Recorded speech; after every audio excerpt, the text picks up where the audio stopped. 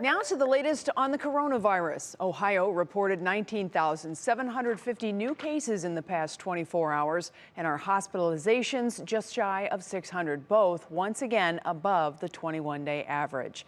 So how are our hospitals faring through all of this? And what's next for not just COVID, but the elective care that's being postponed? Will Uick spoke to Chief Operating Officer at University Hospitals to find out.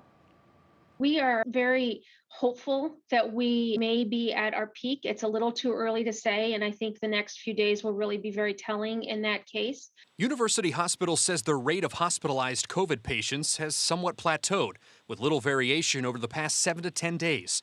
But they're still waiting to see what happens as more kids and adults continue to return to work and school after gathering for the holidays. Watching the numbers closely and hoping this is as bad as it gets. As it has been, our hospitals are full and our labor pool is very, very stretched. We have PPE, we have equipment, we're good at caring for COVID patients. Our rate limiter really is staff.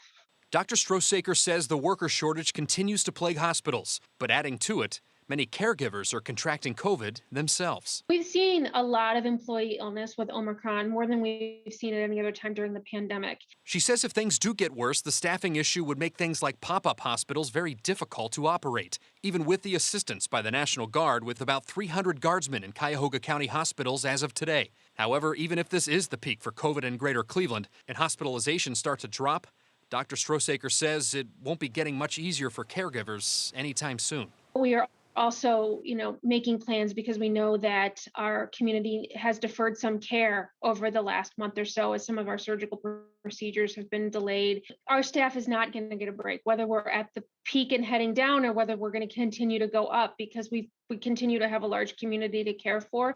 As far as what's next on the vaccine front, the doctor says the U.S. and other countries will be watching very closely data from Israel, where they've already begun administering a 4th vaccine dose to some, and she could see that coming our way. Now, as far as the vaccine for kids under 5 that haven't been able to receive any dosage yet, she believes that'll be here by spring. Betsy? Well, thank you very much.